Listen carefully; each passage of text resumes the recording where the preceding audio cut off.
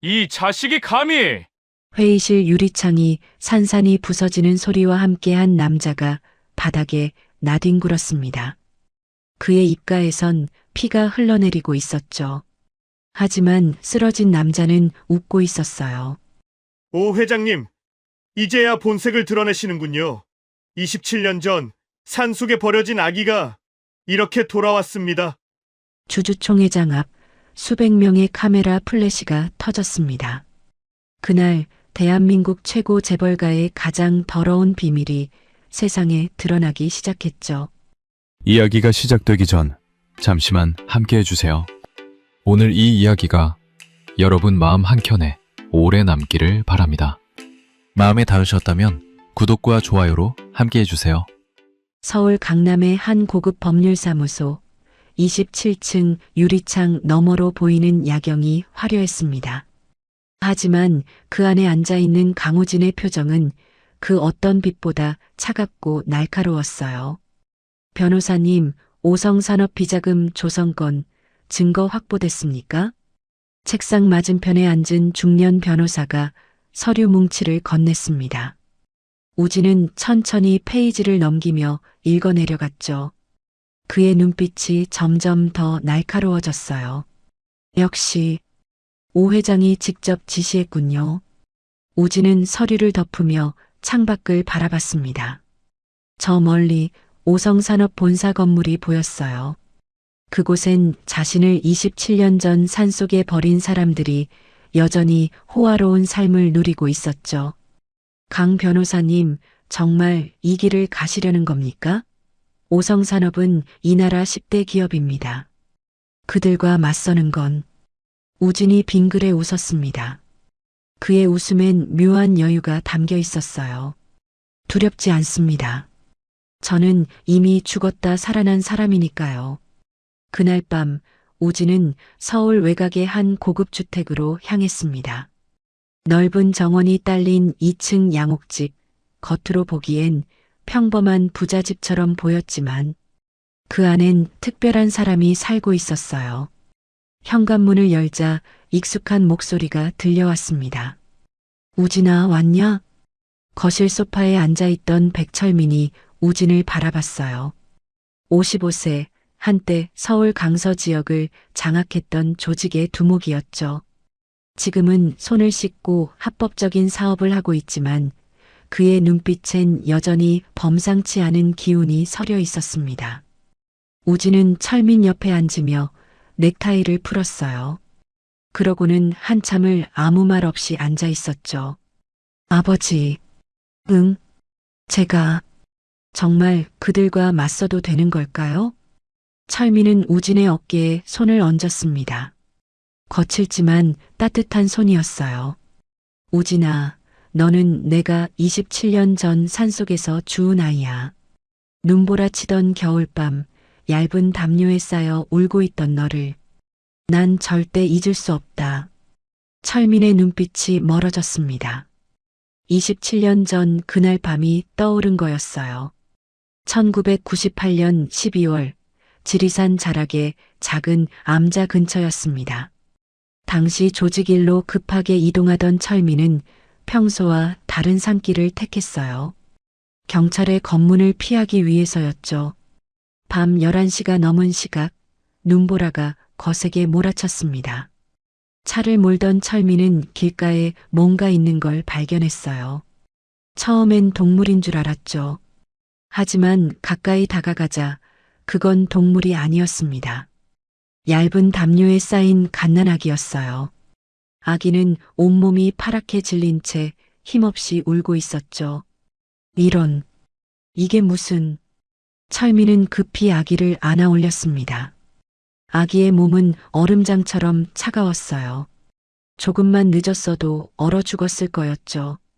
괜찮다, 괜찮아. 내가 왔다. 철민은 자신의 외투를 벗어 아기를 감쌌습니다. 그리고 급히 차에 태워 히터를 틀었어요. 아기는 따뜻함을 느끼자 울음을 멈추고 철민을 빤히 쳐다봤습니다. 그 순간 철민의 가슴 속에 묘한 감정이 일었어요. 평생 주먹으로만 살아온 사람이었지만 이 작은 생명 앞에서 그는 한없이 약해졌죠. 누가 너를 여기 버렸을까? 어떻게 이럴 수가 있지? 철민은 곧장 병원으로 향했습니다. 응급실에서 아기를 검사한 의사가 말했어요. 조금만 늦었어도 큰일 날 뻔했습니다. 저체온증이 심각했어요. 누가 이 아이를 버린 겁니까? 모르겠습니다. 제가 산길에서 발견했어요. 경찰에 신고하셔야 합니다. 철민은 망설였습니다. 경찰에 신고하면 자신의 신분이 드러날 수 있었죠.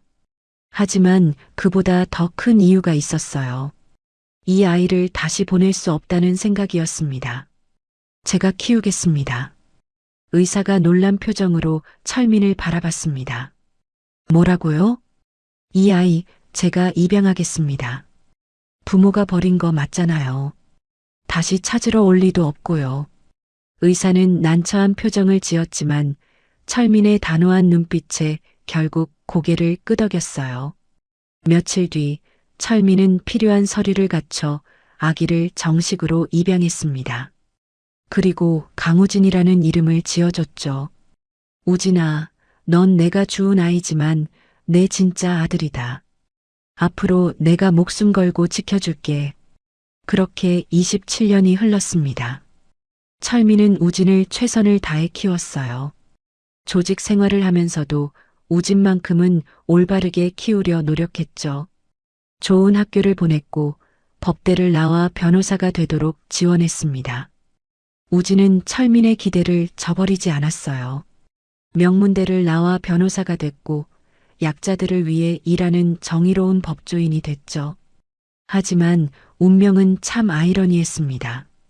6개월 전 우진이 우연히 맡게 된 한 사건이 모든 걸 바꿔놓았어요. 한 노스님이 우진을 찾아왔습니다. 유산 분쟁 상담이었는데 그 노스님은 27년 전 지리산 암자에서 일하던 분이었어요. 변호사님, 제가 말씀드리는 게 혹시 변호사님과 관련이 있을지도 모르겠습니다. 노스님은 떨리는 손으로 오래된 사진 한 장을 꺼냈어요. 그 사진 속엔 젊은 여자가 갓 태어난 아기를 안고 눈물 흘리고 있었습니다. 이 여인이 그날 밤 아기를 암자 근처에 두고 갔습니다. 1998년 12월 23일이었어요. 우진은 그 사진을 보는 순간 온몸이 얼어붙는 걸 느꼈습니다. 사진 속 아기가 입고 있던 옷의 패턴이 너무나 익숙했거든요. 그건 철민이 지금도 보관하고 있는 우진을 처음 발견했을 때 입혀져 있던 바로 그 옷이었어요. 이 여자가 누구죠? 오성산업 오성규 회장의 부인 서윤이라는 분입니다. 당시엔 각 결혼한 새댁이었는데 다른 남자의 아이를 임신했다고 하더군요. 그날 밤 우진은 철민에게 모든 걸 털어놨습니다. 철민도 놀랐지만 둘은 함께 진실을 파헤치기 시작했어요. 조사 결과는 충격적이었습니다. 서윤이는 오성규 회장과 정략 결혼했지만 이미 김재혁이라는 남자의 아이를 임신한 상태였어요. 오 회장은 이 사실을 알고 아이를 없애라고 명령했죠. 하지만 서윤이는 차마 낙태할 수 없었습니다. 몰래 아이를 낳아 산속에 두고 온 거였어요. 누군가 발견해 키워주길 혹은 하늘이 아이를 거두어 가길 바라면서요. 그리고 그 아이가 바로 우진이었습니다. 우진아, 그때 너를 발견한 게 운명이었나 보다. 철민의 목소리가 떨렸습니다.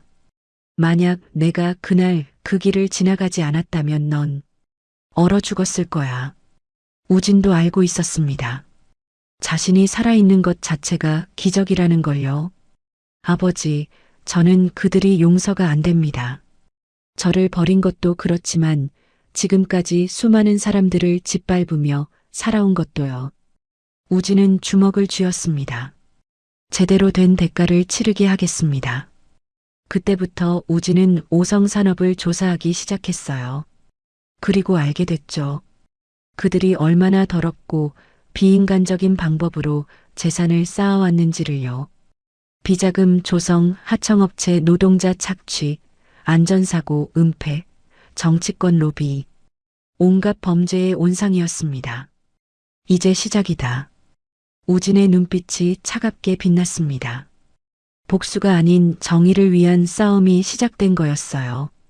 며칠 뒤 우진은 서울중앙지검을 찾았습니다.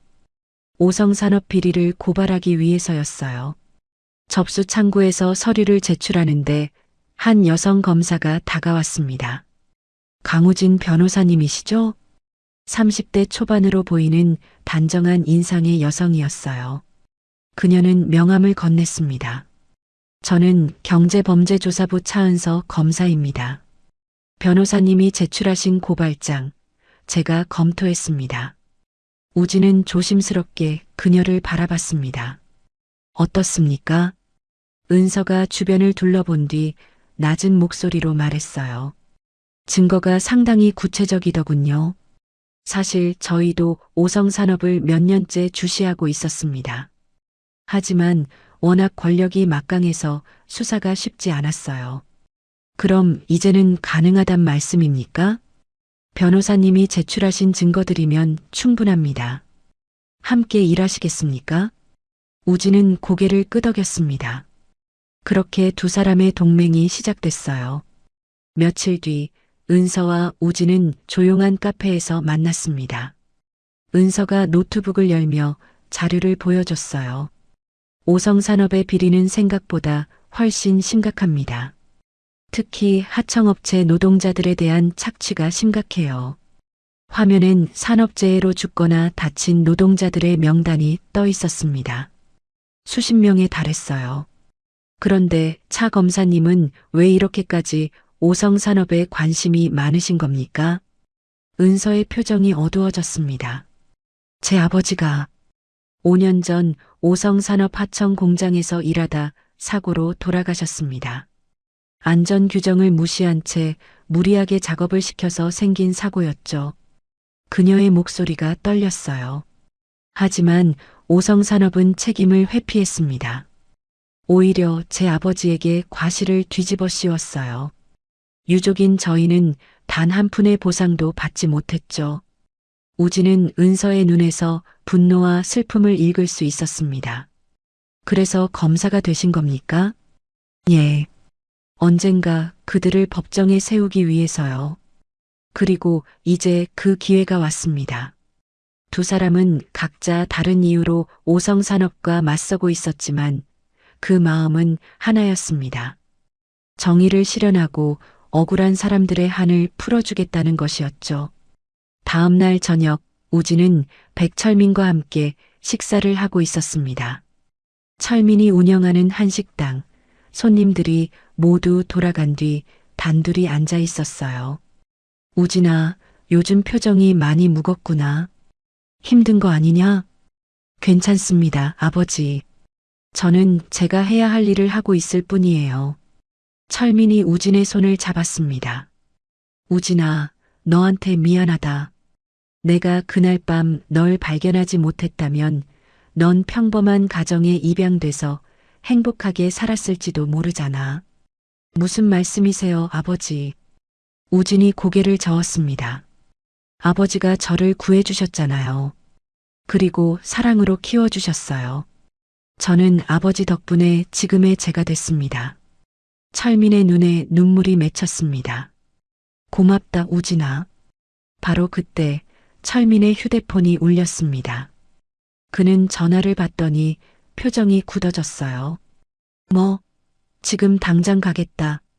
전화를 끄는 철민이 우진을 바라봤습니다. 우진아, 한기수가 사고를 당했다. 한기수는 철민의 오랜 친구이자 동료였습니다. 과거 조직 시절부터 함께했던 충직한 사람이었죠. 둘은 급히 병원으로 향했어요. 병원 중환자실 앞 의사가 나와 심각한 표정으로 말했습니다. 교통사고라고 하셨죠? 하지만 상처를 보니 이건 고의적인 폭행에 가깝습니다. 철민의 얼굴이 차갑게 굳었습니다. 우진도 무언가 심상치 않다는 걸 느꼈어요. 중환자실로 들어가자 온몸에 깁스를 한 한기수가 누워 있었습니다. 그는 철민을 보자 눈물을 흘렸어요. 형님, 죄송합니다. 기수야, 진정해. 무슨 일이 있었는지 천천히 말해봐. 한기수는 떨리는 목소리로 말했습니다. 낯선 사람들이 찾아왔습니다.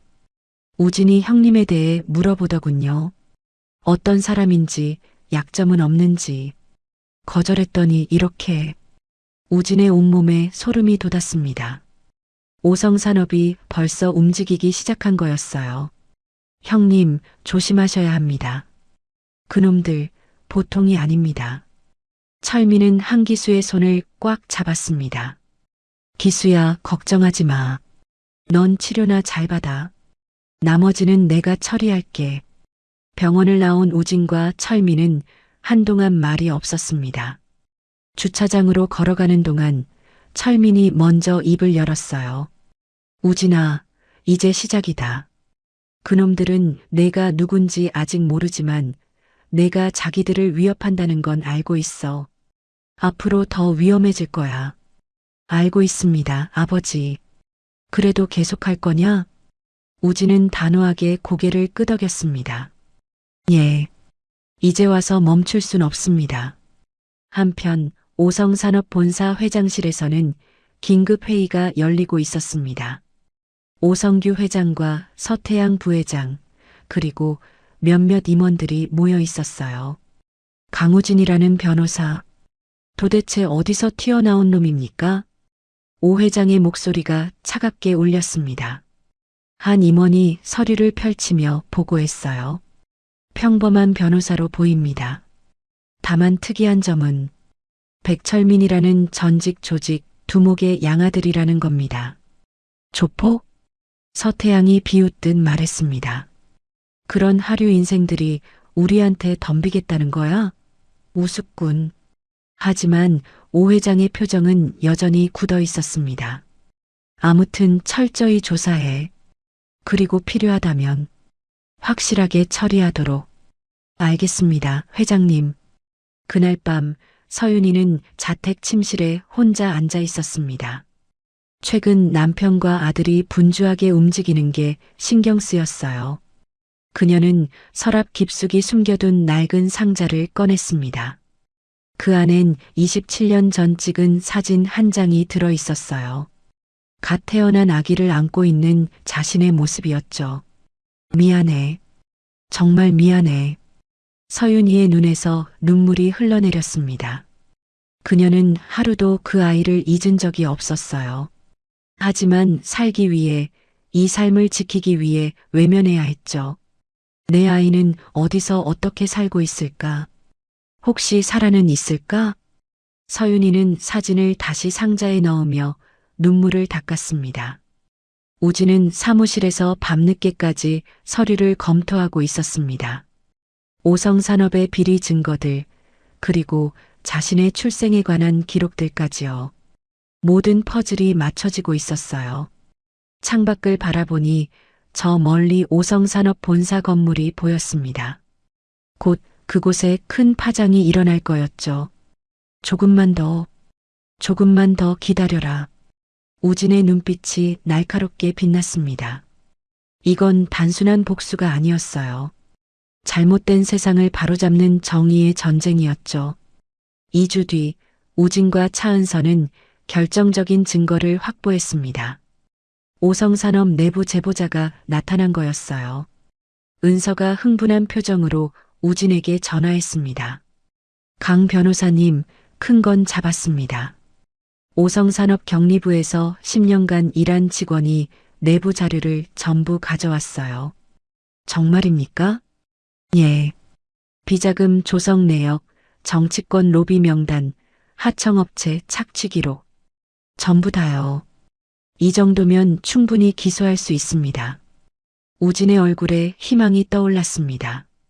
드디어 오성산업을 무너뜨릴 결정적인 증거를 손에 넣은 거였어요. 차 검사님, 이제 언론에 공개할 때가 된 것 같습니다. 동의합니다. 제가 아는 탐사보도 PD에게 연락해 볼게요. 며칠 뒤 우진은 유명 탐사보도 프로그램 PD와 만났습니다. 강남의 한 조용한 식당에서 우진은 서류 뭉치를 건넸어요. 이 증거들이면 충분합니다. 오성산업의 실체를 폭로할 수 있어요. PD는 서류를 꼼꼼히 살펴보더니 고개를 끄덕였습니다. 대단하군요, 강 변호사님. 이 정도면 특집 방송 2편은 만들 수 있겠는데요. 다만 PD의 표정이 심각해졌어요. 오성산업 측에서 방송국에 광고를 상당히 많이 하고 있습니다. 위에서 압력이 들어올 수도 있어요. 그럼 어떻게 하시겠습니까? PD가 씩 웃었습니다.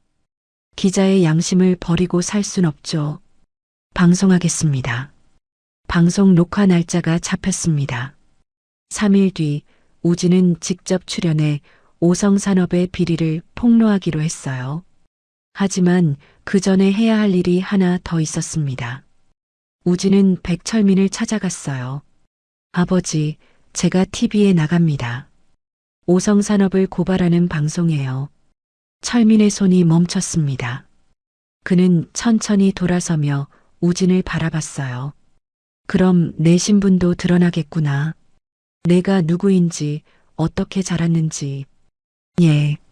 더 이상 숨길 순 없습니다. 철민은 잠시 생각하더니 우진에게 다가와 어깨를 꽉 잡았습니다. 우진아, 난 자랑스럽다. 내가 내 아들이라는 게 말이야. 아버지, 조폭 두목의 양아들이라는 게 부끄럽지 않냐고 묻는다면 난 전혀 부끄럽지 않다고 대답하겠다. 오히려 너 같은 훌륭한 아들을 뒀다는 게 자랑스러워. 두 사람은 포옹했습니다. 철민의 눈가에 눈물이 맺혔어요. 바로 그때 현관 초인종이 울렸습니다.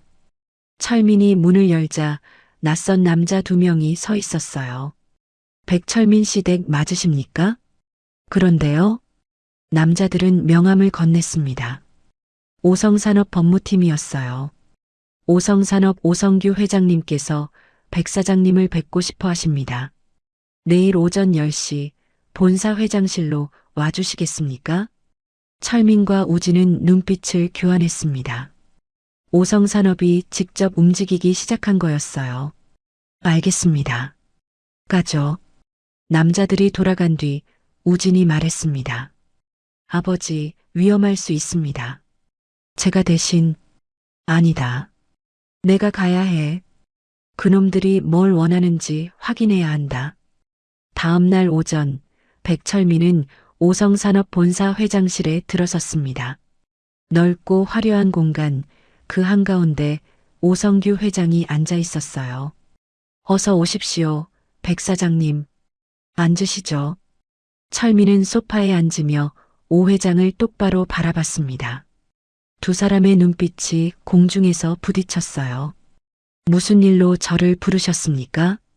오 회장이 천천히 입을 열었습니다. 백 사장님의 아들, 강우진 변호사 말입니다.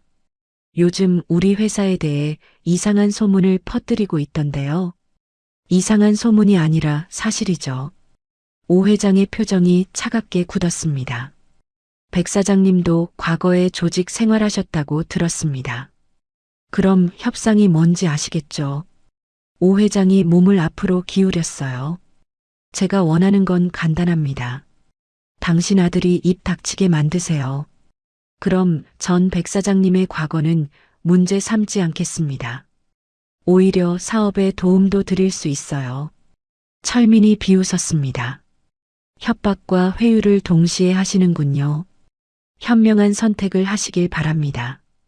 거절하시면 백 사장님도 강우진 변호사도 편하게 살 수 없을 겁니다. 철민은 자리에서 일어섰습니다. 오 회장님, 저는 조직 생활할 때 한 가지 원칙이 있었습니다. 가족은 건드리지 않는다는 것이죠. 근데 당신은 그 선을 넘었어요. 뭐라고요? 우진이는 제 아들입니다. 누구도 내 아들을 위협할 순 없어요. 그리고 한 가지 더 말씀드리죠. 철민이 오 회장을 내려다봤습니다. 당신네 가족이 27년 전에 뭘 했는지 곧 세상이 다 알게 될 겁니다. 오 회장의 얼굴이 굳어졌습니다. 그게 무슨... 천천히 기다려 보시죠. 철민은 회장실을 나왔습니다. 복도를 걸어가는 그의 등 뒤로 오 회장의 차가운 목소리가 들렸어요. 후회하실 겁니다. 그날 오후 우진은 차은서와 함께 방송국으로 향했습니다. 녹화 시간이 다가오고 있었어요. 방송국 스튜디오에 들어서자 PD와 작가들이 우진을 맞이했습니다. 강 변호사님, 오늘 녹화 잘 부탁드립니다. 아, 그리고 아까 오성산업 측에서 전화가 왔습니다. 방송 중지를 요구하더군요. 어떻게 하셨습니까? 당연히 거절했죠. 우리가 그런 압력에 굴복할 순 없습니다. 녹화가 시작됐습니다. 카메라 앞에 선 우진은 차분하지만 단호한 목소리로 말했어요. 저는 오늘 대한민국 10대 기업 중 하나인 오성산업의 실체를 폭로하고자 합니다. 그들이 얼마나 비인간적으로 사람들을 착취해 왔는지, 그리고 그들의 부가 어떻게 만들어졌는지를요. 우진은 준비한 증거들을 하나씩 공개하기 시작했습니다. 비자금 조성 내역, 하청업체 노동자 착취 기록, 안전사고, 은폐 문서들까지요. 그리고 이 모든 일의 중심엔 오성규 회장과 서태양 부회장이 있습니다. 한편 오성산업 본사에선 긴급회의가 소집됐습니다. 임원들이 황급히 모여들었고 오 회장의 얼굴은 분노로 일그러져 있었어요. 당장 방송국에 연락해. 광고비 전부 끊는다고 해. 서태양이 급히 전화를 걸었지만 이미 늦었습니다. 녹화는 끝났고 방송은 3일 뒤 송출될 예정이었어요. 아버지, 이건 생각보다 심각합니다. 오 회장은 주먹으로 책상을 내리쳤습니다. 강우진, 그 자식이 대체 왜 우릴 이렇게 물고 늘어지는 거지? 바로 그때 한 임원이 급히 들어왔습니다. 회장님, 방금 추가 조사 결과가 나왔습니다. 강우진의 출생에 대해서인데요. 임원이 보고서를 건넸습니다. 오 회장이 보고서를 펼쳐보는 순간 그의 얼굴이 창백해졌어요. 이게 대체... 보고서엔 이렇게 적혀 있었습니다. 강우진, 1998년 12월 출생 추정. 백철민에게 입양됨. 입양경위 지리산에서 발견됨. 오 회장의 손이 떨렸습니다. 1998년 12월 지리산. 그 시기, 그 장소는 너무나 익숙했어요. 설마 그날 밤 서윤이는 남편의 서재에서 나오는 고함 소리를 들었습니다. 뭔가 큰일이 벌어지고 있다는 걸 느낄 수 있었어요. 그녀는 조심스럽게 서재 문을 열었습니다. 여보, 무슨 일이에요? 오 회장이 화들짝 놀라며 돌아봤습니다. 그의 얼굴엔 땀이 송골송골 맺혀 있었어요. 당신, 27년 전에 아이를 어디다 버렸지? 서윤이의 얼굴이 새하얗게 질렸습니다. 왜 갑자기 그 얘기를? 대답해. 어디다 버렸냐고. 지리산 암자 근처에. 오 회장이 비틀거렸습니다. 그 아이가 살아있어. 그리고 지금 우리를 무너뜨리려 하고 있어. 뭐라고요? 서윤이는 그 자리에 주저앉았습니다. 27년 전 버린 아이가 살아있다니. 누구예요? 어디 있어요? 강우진. 그 변호사야. 서윤이의 머릿속이 하얗게 변했습니다. 최근 뉴스에서 본 그 젊은 변호사, 그가 자신의 아들이라니. 안 돼. 그녀는 눈물을 흘리기 시작했습니다. 죄책감과 두려움, 그리고 묘한 그리움이 뒤섞인 감정이었어요. 탐사보도 프로그램이 방송된 다음 날 대한민국은 발칵 뒤집혔습니다. 오성산업의 비리가 낱낱이 공개되면서 온 나라가 들끓었어요. 뉴스마다 오성산업 이야기로 도배됐고 SNS에선 불매운동이 벌어졌죠. 시민단체들은 거리로 나와 오성산업규탄 집회를 열었습니다. 우진의 사무실엔 취재 요청이 쏟아졌습니다. 하지만 우진은 모든 인터뷰를 거절했어요. 이제 중요한 건 법정에서의 싸움이었으니까요. 차은선은 본격적으로 수사에 착수했습니다. 검찰은 오성산업 본사를 압수수색했고 관련 임원들을 줄줄이 소환했어요. 며칠 뒤 검찰은 오성규 회장과 서태양 부회장에 대한 체포영장을 청구했습니다. 판사는 증거를 검토한 뒤 영장을 발부했어요.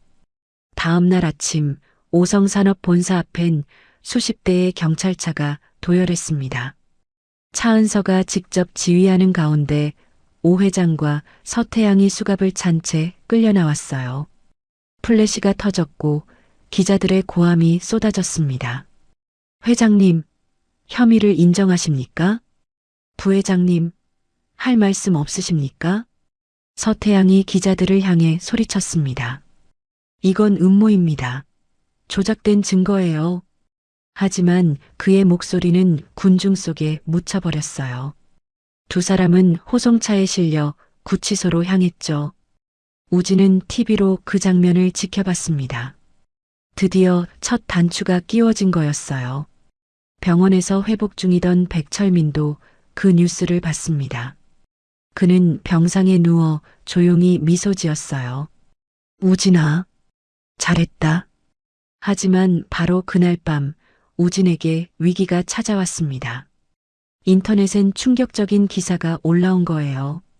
단독 오성산업 고발한 강우진 변호사, 조폭 두목의 양아들, 출생의 비밀 있다. 기사는 우진이 백철민의 친아들이 아니라 주워온 아이라는 사실을 상세히 다뤘어요. 물론 서윤이와의 관계까지는 밝혀지지 않았지만 충분히 우진의 신뢰도를 떨어뜨리기엔 충분했죠. 댓글창엔 악플들이 쏟아졌습니다. 역시 뒷배경이 있었네. 조폭 양아들이 재벌한테 복수하려는 거 아니야? 증거도 조작한 거 아니야? 우진의 사무실엔 취재진들이 몰려들었습니다. 우진은 아무 말도 하지 않았어요. 차은서가 급히 찾아왔을 때 우진은 창밖을 바라보고 있었습니다. 강 변호사님, 괜찮으세요? 괜찮을 리가 있습니까? 모든 게 무너지고 있어요. 은서는 우진의 옆에 섰습니다. 하지만 진실은 변하지 않습니다. 오성산업의 범죄는 명백해요. 변호사님의 출생과는 상관없는 일이죠. 사람들은 그렇게 생각하지 않을 겁니다. 바로 그때 더 충격적인 일이 벌어졌습니다. 오성산업 측 변호인단이 기자회견을 열었어요. 그들은 우진의 출생 비밀을 공개하며 이렇게 주장했습니다. 강우진 변호사는 처음부터 오성산업에 악의를 가지고 접근했습니다. 개인적인 원한 때문에 증거를 조작했을 가능성이 높습니다. 여론이 흔들리기 시작했습니다. 일부 사람들은 우진을 의심하기 시작했어요. 그날 밤 우진은 백철민을 찾아갔습니다.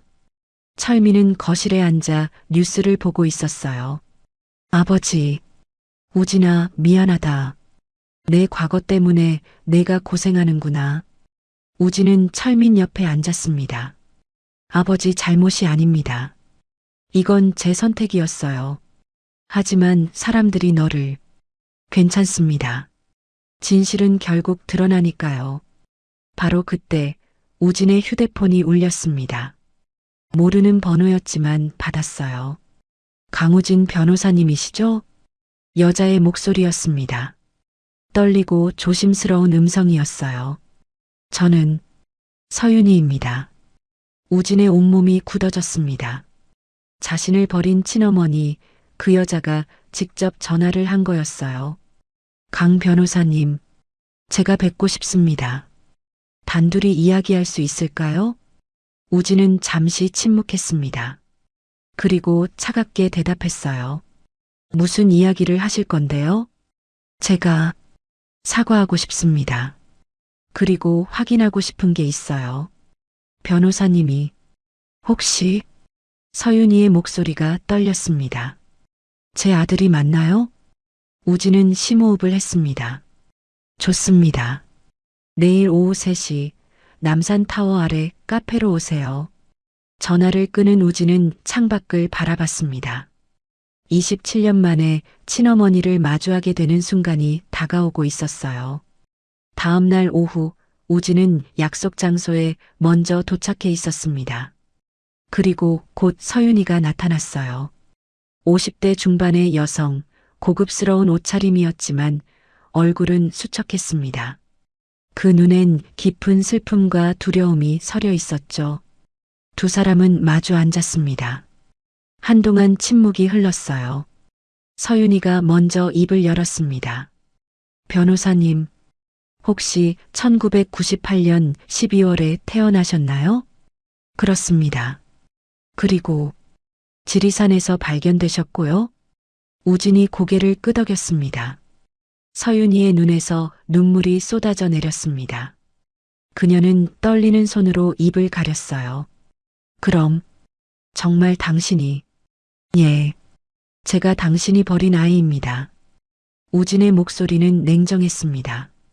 27년 전 눈보라치는 겨울밤에 산속 암자 근처에 버려진 아기. 그게 바로 저입니다. 서윤이는 우진의 손을 잡으려 했지만 우진은 손을 빼버렸습니다. 우진아, 저를 그렇게 부를 자격이 있으십니까? 우진의 말에 서윤이는 고개를 떨궜습니다. 미안해. 정말 미안해. 하지만 난 어쩔 수 없었어. 어쩔 수 없었다고요? 우진이 비웃었습니다. 아이를 산속에 버리는 게 어쩔 수 없는 선택이었습니까? 저는 죽을 수도 있었어요. 만약 누군가 지나가지 않았다면 전 얼어 죽었을 겁니다. 알아. 알고 있어. 서윤이의 목소리가 떨렸습니다. 그래서 난 27년 동안 하루도 편히 잠든 적이 없어. 매일 밤 내 얼굴이 떠올라서 내가 살아있을지 죽었을지 미칠 것 같았어. 그럼 왜 찾지 않으셨습니까? 서윤이는 대답할 수 없었습니다. 그녀도 알고 있었어요. 자신이 비겁했다는 걸요. 우진아, 난 변명하지 않을게. 내가 잘못했어. 하지만 한 가지만 알아줘. 난 널 사랑했어. 뱃속에 있을 때부터 태어났을 때도. 사랑이요? 우진이 목소리를 높였습니다. 사랑하는 아이를 눈보라치는 산속에 버리는 게 사랑인가요? 그게 어떻게 사랑입니까? 미안해. 정말 미안해. 서윤이는 계속 사과했습니다. 하지만 우진의 마음은 쉽게 풀리지 않았어요. 한 가지만 더 묻겠습니다. 왜 버리셨습니까? 진짜 이유가 뭡니까? 서윤이가 고개를 들었습니다. 난 오성규 회장과 정략 결혼을 해야 했어. 하지만 이미 다른 남자의 아이를 임신한 상태였지. 내 친아버지 김재혁이라는 사람. 그 사람을 정말 사랑했어. 그녀의 눈에서 눈물이 흘러내렸습니다. 하지만 집안의 반대로 결혼하지 못했어. 그리고 그 사람은 교통사고로 죽었지. 내가 태어나기도 전에. 난 혼자가 됐어. 그래서 저를 버린 겁니까? 오 회장은 내 존재를 알고 있었어. 그리고 너를 없애라고 명령했지. 낙태하라고. 하지만 난 차마 그럴 수 없었어. 그래서 몰래 너를 낳아서. 서윤이가 고개를 떨궜습니다. 암자에 두고 왔어. 누군가 발견해서 키워주길 바라면서. 미안해, 우진아. 정말 미안해. 우진은 조용히 들었습니다. 그녀의 이야기가 거짓은 아닌 것 같았어요. 하지만 용서할 수는 없었죠. 이제 알아야 할 건 다 알았습니다. 이제 가보시죠. 우진아, 제발. 한 가지만 더 말씀드리겠습니다. 우진이 일어서며 차갑게 말했습니다. 저는 당신과 오성산업을 용서할 생각이 없습니다. 법정에서 다시 뵙겠습니다. 우진은 카페를 나섰습니다. 서윤이는 혼자 남아 울고 있었어요. 여러분, 여기까지 이야기 잘 들어주셨나요? 참 가슴이 아프죠? 27년 전 눈보라치는 밤에 산속에 버려진 아기가 조폭 두목 손에 구조되고 그렇게 자란 아이가 이제 자신을 버린 사람들 앞에 섰습니다. 서연이는 후회하고 있지만 우진의 상처는 너무 깊었어요. 과연 이들의 관계는 어떻게 될까요? 그리고 우진은 이 위기를 어떻게 극복할까요? 그럼 여러분, 다음 이야기도 계속 들어봐 주세요. 다음 날 우진은 차은서를 만났습니다. 은서는 노트북을 열며 흥분한 표정으로 말했어요. 강 변호사님, 추가 증거가 나왔습니다. 오성산업이 정치권에 뿌린 로비 자금 명단이 확보됐어요. 정말입니까? 예. 국회의원, 지방자치단체장, 심지어 검찰과 경찰 고위직까지 리스트가 어마어마합니다. 화면에 띄워진 명단을 보며 우진은 놀라움을 감추지 못했습니다. 오성산업의 부패 네트워크는 상상 이상이었어요. 이 정도면 특검 설치도 가능하겠습니다. 동의합니다. 하지만 문제가 하나 있어요. 은서의 표정이 어두워졌습니다. 오성산업 측에서 백철민 씨의 과거를 본격적으로 파헤치기 시작했습니다. 변호사님을 공격하기 위해서죠. 우진은 예상했던 일이었습니다. 어느 정도까지 알아냈습니까? 조직 활동 기록, 폭력 전과 거의 다 파악한 것 같아요. 그리고 변호사님의 입양 경위까지. 우진은 고개를 끄덕였습니다. 언젠가는 드러날 일이었어요. 상관없습니다. 하지만 여론이. 차 검사님, 우진이 은서를 바라봤습니다. 저는 제 과거를 부끄러워하지 않습니다. 백철민 아버지는 과거에 잘못을 했을지 모르지만 저를 구해주시고 사랑으로 키워주셨어요. 그게 전부입니다. 은서는 우진의 눈에서 확신을 읽을 수 있었습니다. 알겠습니다. 그럼 우리는 증거에만 집중하죠. 며칠 뒤 검찰은 오성산업 관련자들을 대대적으로 소환했습니다. 정치권도 발칵 뒤집혔어요. 로비를 받은 국회의원들이 줄줄이 조사를 받기 시작했죠. 국회에선 특검 설치 논의가 본격화됐습니다. 야당은 물론 여당 내에서도 특검에 찬성하는 목소리가 나왔어요. 오성산업은 완전히 무너지기 시작했습니다. 주가는 폭락했고 거래처들은 계약을 해지했어요. 직원들은 대량 퇴사했죠. 한편 구치소에 수감된 오성규와 서태양은 절망에 빠져 있었습니다. 변호인 접견실에서 두 사람은 마주 앉아 있었어요. 아버지, 이러다 정말 끝날 수도 있습니다. 서태양의 목소리가 떨렸습니다. 아직 끝난 게 아니다. 우리에겐 돈이 있어. 최고의 변호사들을 고용했잖아. 하지만 증거가 너무 명확합니다. 그리고 여론도 최악이고. 오 회장이 주먹을 쥐었습니다. 강우진, 그 자식만 아니었어도. 아버지, 그 사람이 정말 제 형입니까? 어머니가 버린 아이가? 오 회장은 대답하지 않았습니다. 하지만 침묵이 곧 대답이었어요. 서태양은 복잡한 표정을 지었습니다. 자신과 같은 피를 나눈 형이 자신들을 무너뜨리고 있다는 사실이 믿기지 않았어요. 그날 밤 우진은 백철민과 함께 저녁을 먹고 있었습니다. 아버지, 제가 기자회견을 하려고 합니다. 기자회견? 예. 제 출생에 대한 모든 진실을 밝히려고요. 더 이상 숨길 이유가 없습니다. 철민은 잠시 생각하더니 고개를 끄덕였습니다. 그래, 그게 나을 것 같다. 진실은 언제나 힘이 세니까. 아버지, 한 가지 묻고 싶은 게 있습니다.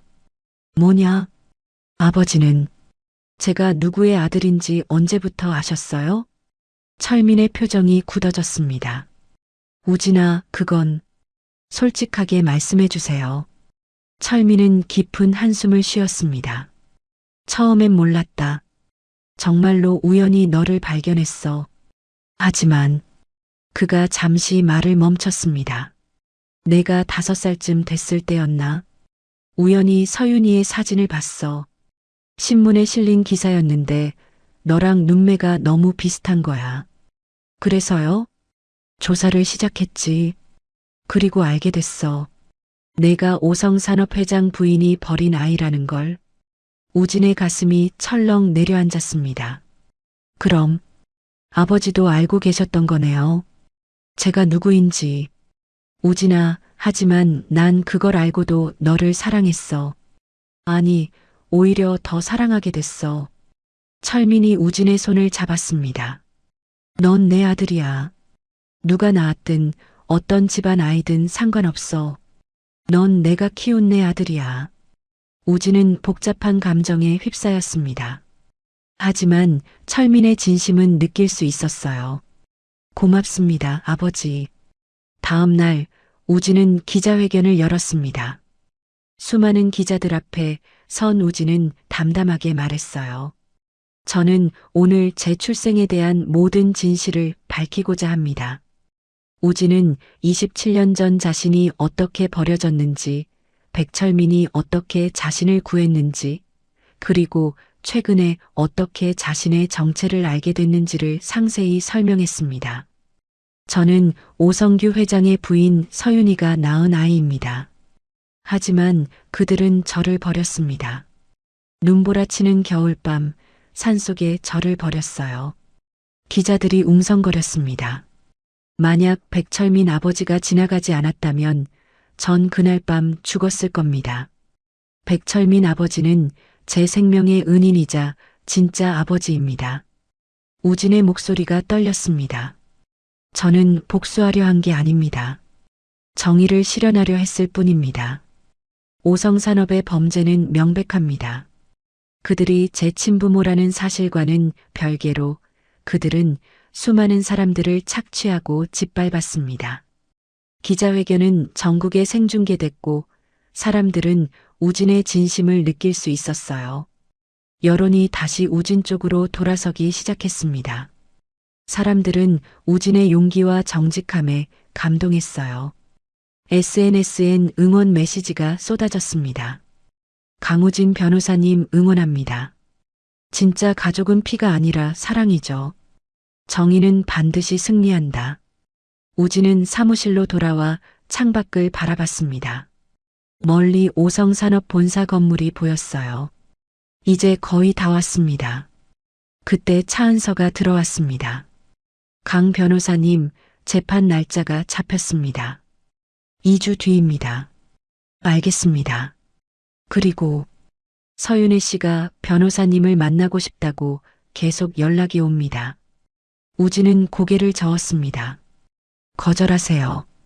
더 이상 할 말이 없습니다. 은서는 더 이상 묻지 않았습니다.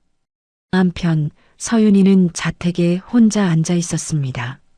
남편과 아들은 구치소에 있었고 그녀만 홀로 남겨졌어요. 그녀는 우진의 기자회견을 몇 번이고 다시 봤습니다. 화면 속 우진의 모습을 보며 눈물을 흘렸죠. 미안해. 우진아, 정말 미안해. 하지만 그녀의 사과는 우진에게 닿지 않았습니다. 드디어 재판이 시작됐습니다. 서울중앙지방법원 대법정엔 수많은 방청객과 기자들이 몰려들었어요. 피고인석엔 오성규 회장과 서태양 부회장이 앉아 있었습니다. 그들의 얼굴엔 여전히 오만함이 남아 있었지만 눈빛엔 불안함이 서려 있었어요. 검사석엔 차은서가 앉아 있었고 방청석엔 우진이 자리했습니다. 우진의 옆엔 백철민도 함께 있었어요. 재판장이 입장하며 재판이 시작됐습니다. 피고인 오성규, 서태양은 특정경제범죄 가중처벌법 위반, 횡령, 배임 등의 혐의로 기소됐습니다. 검사, 공소사실을 진술하십시오. 차은서가 일어나 또박또박 말했습니다. 피고인들은 지난 10년간 오성산업의 자금을 불법적으로 유용하여 비자금 2천억 원을 조성했으며 이를 정치인 로비와 불법적인 용도로 사용했습니다. 은서는 증거 자료들을 하나씩 제시했어요. 또한 하청업체 노동자들의 안전을 무시하고 이익만을 추구하여 지난 5년간 27명의 사상자를 발생시켰습니다. 이 중 9명은 사망했습니다. 방청석에서 탄식이 흘러나왔습니다. 오성산업 측 변호인이 반박했습니다. 재판장님, 검사 측이 제출한 증거는 신빙성이 부족합니다. 출처가 불분명하고 조작 가능성도 있습니다. 출처가 불분명하다고요? 차은서가 냉소를 띠며 말했습니다. 오성산업 내부 직원이 양심의 가책을 느끼고 직접 제출한 자료입니다. 감정 결과 조작의 흔적은 전혀 발견되지 않았습니다. 재판은 치열하게 진행됐습니다. 양측은 팽팽하게 맞섰어요. 며칠 뒤 결정적인 증인이 법정에 섰습니다. 바로 오성산업 내부 제보자였어요. 저는 10년간 오성산업 격리부에서 일했습니다. 그는 떨리는 목소리로 증언했습니다. 제가 본 것은 너무나 비인간적이었습니다. 노동자들이 죽어가는데도 회사는 이익만 챙겼어요. 안전장비 구입비를 아껴서 임원 보너스로 돌렸습니다. 그의 증언은 법정을 숙연하게 만들었습니다. 더 이상 침묵할 수 없었습니다. 그래서 모든 자료를 가지고 나왔습니다. 오 회장의 변호인이 증인을 추궁했습니다. 증인은 회사에서 해고당했죠? 그래서 원한을 품고 거짓 증언을 하는 거 아닙니까? 아닙니다. 증인이 단호하게 말했습니다. 저는 스스로 사직했습니다. 양심상 더 이상 그 회사에서 일할 수 없었거든요. 재판이 끝나고 우진은 법원 복도에서 서태양과 마주쳤습니다. 서태양이 우진을 멈춰 세웠어요. 강우진, 무슨 일입니까? 우리가 정말 형제가 맞아? 우진은 서태양을 똑바로 바라봤습니다. DNA 검사를 하면 알 수 있겠죠. 하지만 그게 중요합니까? 중요하지. 만약 우리가 형제라면 왜 이렇게까지 하는 거야? 우진이 비웃었습니다. 형제요? 당신들이 저를 형제로 여긴 적이나 있습니까? 27년 전 눈보라 치는 밤에 산속에 버려진 아기, 그게 접니다. 당신들은 저를 죽게 내버려뒀어요. 서태양의 얼굴이 창백해졌습니다. 그건 내 잘못이 아니야. 알고 있습니다. 당신은 그때 태어나지도 않았죠. 하지만 당신은 그 더러운 돈으로 호화로운 삶을 누렸습니다. 제가 얼어 죽을 뻔한 그날, 당신 부모는 따뜻한 집에서 편히 잠들었겠죠. 우진은 서태양에게 등을 돌렸습니다. 이제 그 대가를 치르는 겁니다. 며칠 뒤 서윤이가 우진을 다시 찾아왔습니다. 이번엔 법률사무소 앞이었어요. 우진아, 제발 한 번만 더 이야기하자. 우진은 문을 열어주지 않았습니다. 더 이상 할 말은 없습니다. 우진아, 난 정말 후회하고 있어. 매일 밤 악몽을 꿔. 내가 추운 밤에 울고 있는 꿈을. 그런 꿈은 27년 전에 꾸셨어야죠. 우진의 목소리는 차가웠습니다. 당신은 27년 동안 무엇을 했습니까? 저를 찾으려 노력이라도 했나요? 서윤이는 대답할 수 없었습니다. 당신은 제게 어머니가 아닙니다. 그저 저를 낳기만 한 사람일 뿐이에요. 우진아, 법정에서 뵙겠습니다. 우진은 사무실로 들어가 문을 닫았습니다. 서윤이는 복도에서 한동안 울다가 돌아섰어요. 재판은 계속 진행됐습니다. 증거가 너무 명확했기 때문에 오성산업 측 변호인도 점점 궁지에 몰렸어요. 특히 결정적이었던 건 피해자 유족들의 증언이었습니다. 한 중년 여성이 증인석에 섰어요. 5년 전 산업재해로 남편을 잃은 사람이었죠. 제 남편은 오성산업 하청 공장에서 일하다 기계에 끼어 죽었습니다. 그녀의 목소리가 떨렸습니다. 회사는 안전장비도 제대로 지급하지 않았어요. 그리고 사고 후엔 우리 가족을 협박했습니다. 입 다물고 있으면 위로금을 주겠다고. 거절하면 남편에게 책임을 뒤집어 씌우겠다고 했어요. 방청석에서 눈물을 훔치는 사람들이 보였습니다. 저는 두 아이를 키워야 했습니다. 어쩔 수 없이 그들의 제안을 받아들였어요. 하지만 평생 후회하며 살았습니다. 그녀가 고개를 들어 피고인석의 오성규를 바라봤습니다. 오 회장님, 당신은 제 남편의 목숨을 돈으로 샀습니다. 그리고 지금도 아무런 죄책감이 없으시죠? 오 회장은 고개를 돌렸습니다. 재판장이 방망이를 두드렸습니다. 다음 증인 입장하십시오.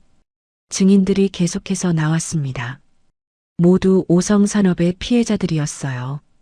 그들의 증언은 오성산업이 얼마나 비인간적인 회사인지를 적나라하게 보여줬죠. 우진은 방청석에서 그 모든 걸 지켜봤습니다. 이건 단순히 자신만의 싸움이 아니었어요. 수많은 피해자들의 싸움이었죠. 재판이 거의 마무리 단계에 접어들었을 때 예상치 못한 일이 벌어졌습니다. 오성산업 측 변호인이 새로운 증인을 신청한 거였어요. 법정에 들어선 증인은 놀랍게도 한기수였습니다. 우진과 철민은 깜짝 놀랐어요. 한기수는 병원에서 회복 중이어야 했는데 법정에 나타난 거였죠. 한기수는 증인석에 앉아 떨리는 목소리로 말했습니다. 저는 백철민 형님과 강우진 변호사에 대해 증언하러 왔습니다. 차은서가 벌떡 일어났습니다. 재판장님, 이 증인은 사건과 무관합니다. 하지만 오성산업 측 변호인이 반박했습니다. 아닙니다. 이 증인의 증언은 강우진 변호사의 동기와 관련이 있습니다. 재판장이 허가했고 한기수의 증언이 시작됐습니다. 저는 백철민 형님과 20년간 함께 일했습니다. 그리고 27년 전 일에 대해 증언하겠습니다. 우진의 얼굴이 굳어졌습니다. 백철민 형님은 우연히 산속에서 아기를 발견하셨습니다. 눈보라치는 겨울밤이었죠. 그리고 그 아기를 병원에 데려가 치료받게 하셨어요. 여기까지는 사실이었습니다. 하지만 한기수가 잠시 망설였습니다. 몇 년 뒤 형님은 그 아이가 누구의 아들인지 알게 되셨습니다. 오성산업 회장 부인이 버린 아이라는 걸요. 법정이 술렁였습니다. 그리고 형님은 고민하셨습니다. 이 아이를 어떻게 해야 할지요. 무슨 뜻입니까?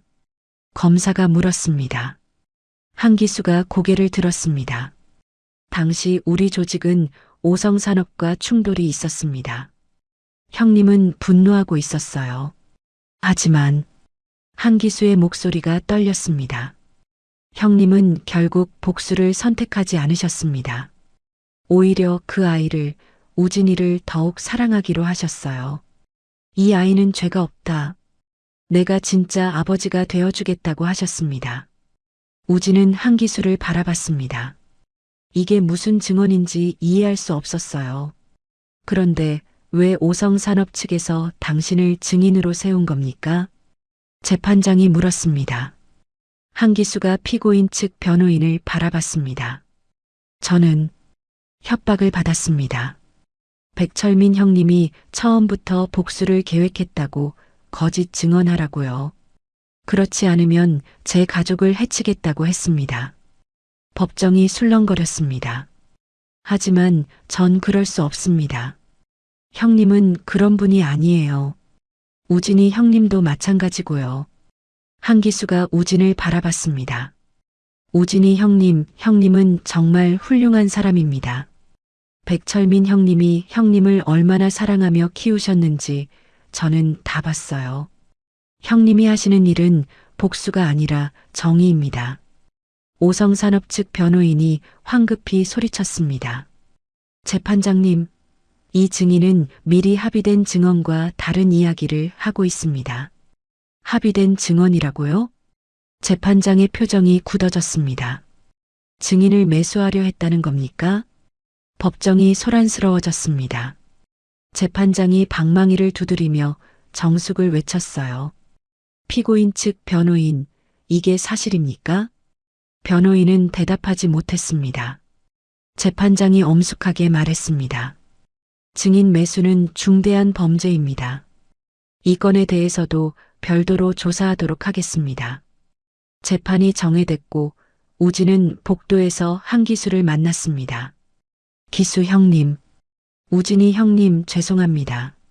제가 약해서 처음엔 그들의 협박에 넘어갈 뻔했어요. 한기수의 눈에 눈물이 맺혔습니다. 하지만 증인석에 서는 순간 전 거짓말할 수 없었어요. 백철민 형님과 우진이 형님을 배신할 순 없었습니다. 우진은 한기수의 손을 잡았습니다. 고맙습니다, 형님. 정말 고맙습니다. 백철민도 다가와 한기수를 껴안았습니다. 기수야, 잘했다.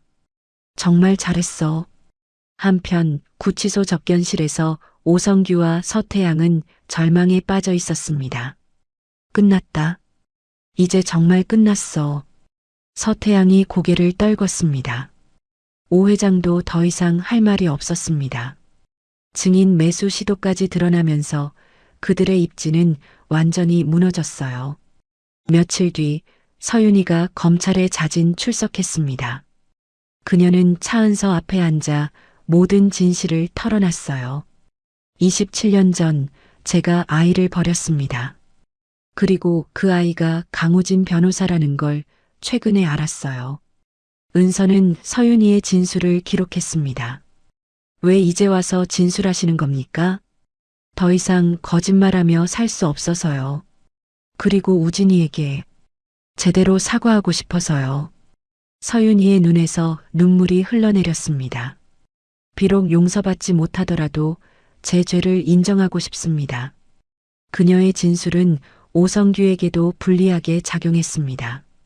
서윤이는 남편이 어떻게 아이를 없애라고 명령했는지, 그리고 지난 27년간 어떤 범죄를 저질렀는지 상세히 증언했어요. 다음 날 우진은 차은서로부터 연락을 받았습니다. 강 변호사님, 서윤이 씨가 모든 걸 자백했습니다. 그리고 변호사님을 만나고 싶다고 합니다. 거절하겠습니다. 하지만 변호사님, 그분이 정말 진심으로 뉘우치고 있는 것 같아요. 우진은 잠시 침묵했습니다. 차 검사님, 진심으로 뉘우친다는 게 뭡니까? 27년 동안 편히 살다가 이제 와서 미안하다고 하는 게 뉘우침인가요? 저는 용서할 수 없습니다. 적어도 지금은요. 우진은 전화를 끊었습니다. 그날 밤 우진은 백철민과 함께 집에 앉아 있었습니다. 아버지, 서윤이가 자백했다고 합니다. 그래, 들었다. 아버지는 어떻게 생각하세요? 철민은 잠시 생각하더니 입을 열었습니다. 우진아, 용서는 내 몫이야. 내가 강요할 수 없어. 하지만 한 가지만 기억해라. 뭡니까? 용서는 상대방을 위한 게 아니라 너 자신을 위한 거야. 미움을 계속 품고 사는 건 너만 힘들어. 우진은 고개를 끄덕였습니다. 하지만 아직은 용서할 준비가 되지 않았어요. 재판은 최종 단계에 접어들었습니다. 이제 선고만 남은 상태였죠. 마침내 선고 날이 왔습니다. 법정은 방청객들로 가득 찼어요. 우진과 백철민도 자리에 앉아 있었고 서윤이도 뒤편에 조용히 앉아 있었죠. 재판장이 판결문을 읽기 시작했습니다. 피고인 오성규는 특정경제범죄 가중처벌법 위반, 횡령, 배임, 증인 매수교사 등의 혐의로 징역 18년을 선고한다. 법정이 술렁였습니다. 피고인 서태양은 동일 혐의로 징역 12년을 선고한다. 오성규는 믿을 수 없다는 표정으로 고개를 떨궜고 서태양은 주저앉았어요. 또한 피고인들은 추징금 2,500억 원을 납부하라. 이는 피해자들에 대한 배상금으로 사용될 것이다. 재판장의 판결은 단호했습니다. 피고인들은 자신들의 이익을 위해 수많은 사람들의 생명과 인권을 짓밟았습니다. 특히 노동자들의 안전을 무시하고 이익만을 추구한 행위는 용서받을 수 없습니다. 재판장이 오성규를 바라봤습니다. 피고인 오성규는 27년 전 자신의 부인이 낳은 아이를 버리라고 명령했습니다. 그리고 그 아이가 살아남아 정의를 실현하려 하자 온갖 수단을 동원해 방해했습니다. 이는 인간으로서 해서는 안 될 행위입니다. 방청석에서 박수가 터져 나왔습니다. 재판장이 방망이를 두드렸지만 박수는 멈추지 않았어요. 재판이 끝나고 우진은 법원 밖으로 나왔습니다. 수많은 취재진과 시민들이 몰려들었어요. 강 변호사님, 한 말씀 부탁드립니다. 우진은 잠시 멈춰서서 마이크 앞에 섰습니다. 오늘 정의가 승리했습니다. 하지만 이건 끝이 아니라 시작입니다. 우진의 목소리가 울렸습니다. 아직도 많은 곳에서 오성산업과 같은 부조리가 벌어지고 있습니다. 약자들이 짓밟히고 정의가 외면당하고 있습니다. 저는 앞으로도 그런 부조리와 싸우는 일을 멈추지 않겠습니다. 사람들이 박수를 쳤습니다. 우진은 조용히 미소 지으며 차에 올라탔어요. 며칠 뒤 우진은 서윤이로부터 편지를 받았습니다. 편지에는 이렇게 적혀 있었어요. 우진아, 난 내게 용서를 구할 자격이 없다는 걸 알아. 하지만 한 가지만은 알아줬으면 해. 난 널 사랑했어. 비록 잘못된 방식이었지만 너는 내 마음속에 늘 있었어. 이제 난 모든 걸 내려놓고 속죄하며 살아갈게. 오성산업의 모든 재산은 피해자들에게 배상하도록 하겠어. 그리고 난 조용히 시골로 내려가 봉사하며 살 거야. 부디 행복하길 바란다. 그리고 백철민 씨를 소중히 여겨줘. 그분이 내 진짜 아버지야. 사랑한다, 우진아. 영원히. 우진은 편지를 읽으며 복잡한 감정에 휩싸였습니다. 미움과 연민, 슬픔과 해방감이 뒤섞여 있었어요. 그는 편지를 서랍에 넣었습니다. 언젠가는 용서할 수 있을지도 모르지만 지금은 아니었어요. 그날 저녁 우진은 백철민과 함께 저녁을 먹었습니다. 철민이 운영하는 한식당에서 단둘이 앉아 있었어요. 아버지, 앞으로 어떻게 사실 거예요? 글쎄, 이제 나도 나이가 들었으니 조용히 살아야지. 너는? 우진이 미소 지었습니다. 계속 변호사 일을 할 겁니다. 약자들을 위해서요. 그리고 차은서 검사님과 함께 새로운 법률사무소를 열 계획이에요. 좋은 생각이다. 철민이 우진의 손을 잡았습니다. 우진아, 난 정말 자랑스럽다. 내가 내 아들이라는 게. 저도요, 아버지. 아버지가 제 아버지라는 게 자랑스러워요. 두 사람은 잔을 부딪혔습니다. 아버지, 비록 시작은 우연이었지만 우리가 함께한 27년은 운명이었던 것 같아요. 그래, 운명이었지. 철민의 눈에 눈물이 맺혔습니다. 27년 전 그날 밤 내가 다른 길로 갔다면 너를 만나지 못했을 거야. 그럼 난 평생 외로운 노인으로 살았을 거고. 하지만 우리는 만났잖아요. 그래, 우리는 만났어. 그리고 함께 여기까지 왔지. 한편 감옥에 수감된 오성규와 서태양은 처참한 시간을 보내고 있었습니다. 한때 재벌가의 왕과 왕자였던 그들은 이제 죄수복을 입은 범죄자가 됐어요. 오성규는 독방에 홀로 앉아 후회했습니다. 만약 27년 전 그 아이를 받아들였다면? 만약 욕심을 부리지 않았다면? 하지만 이제 와서 후회해도 소용없었죠. 서태양도 마찬가지였습니다. 그는 비로소 깨달았어요. 자신이 누리던 모든 것이 얼마나 부당한 것이었는지를요. 몇 달 뒤 우진은 새로운 법률사무소를 열었습니다. 정의와 희망 법률사무소라는 이름이었어요. 차은서도 검사직을 사직하고 우진과 함께 일하기로 했죠. 그녀도 오성산업 사건을 겪으며 생각이 바뀐 거였어요. 법정 안에서만이 아니라 법정 밖에서도 정의를 실현하고 싶다는 생각이었죠. 개업식 날 많은 사람들이 축하하러 왔습니다. 그 중엔 오성산업 피해자들도 있었어요. 강 변호사님, 정말 감사합니다. 변호사님이 아니었다면 우리는 평생 억울하게 살았을 거예요. 한 중년 여성이 우진의 손을 잡으며 말했습니다. 5년 전 남편을 잃은 그 여성이었어요. 이제 제 남편도 편히 쉴 수 있을 것 같아요. 정의가 실현됐으니까요. 우진은 그녀의 손을 꽉 잡았습니다. 제가 한 건 당연한 일입니다. 앞으로도 여러분 같은 분들을 위해 일하겠습니다. 백철민도 개업식에 참석했습니다. 그는 아들을 자랑스럽게 바라봤어요.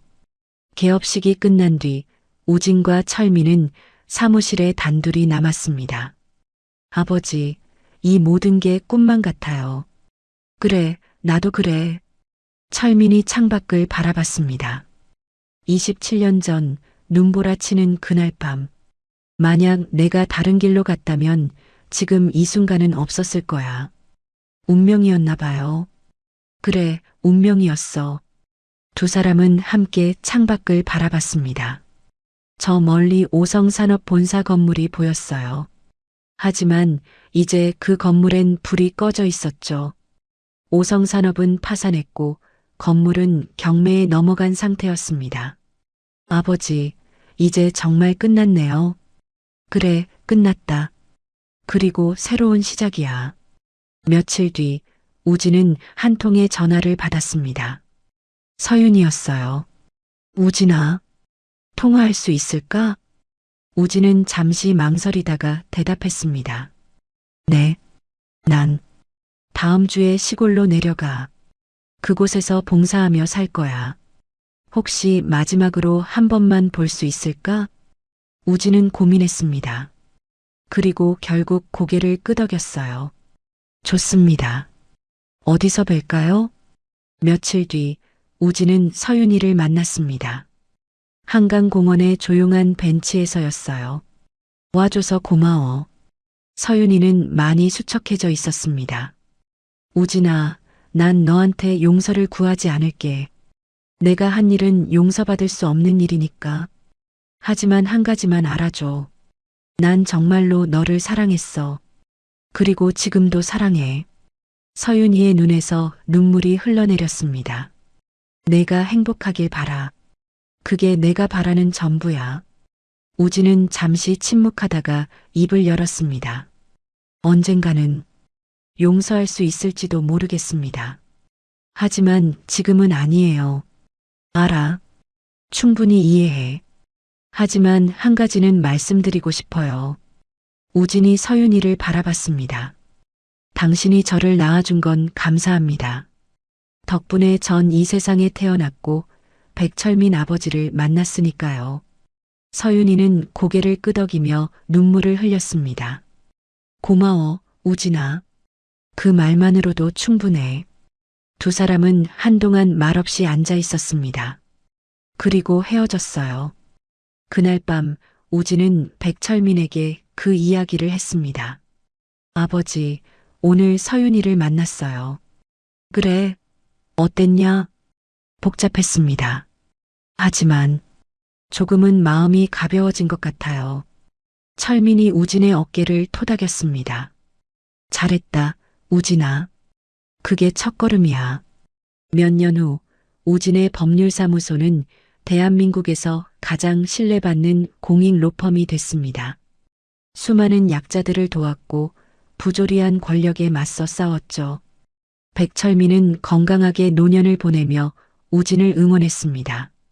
두 사람은 여전히 매주 함께 저녁을 먹으며 서로의 이야기를 나눴어요. 서윤이는 조용히 시골에서 살며 봉사활동을 했습니다. 그녀는 평생 우진에게 속죄하며 살기로 마음먹었어요. 어느 날 우진은 백철민과 함께 산을 올랐습니다. 27년 전 자신이 버려졌던 바로 그 산, 지리산이었어요. 정상에 도착한 우진은 깊은 숨을 들이마셨습니다. 맑은 공기가 가슴속 깊이 스며들었어요.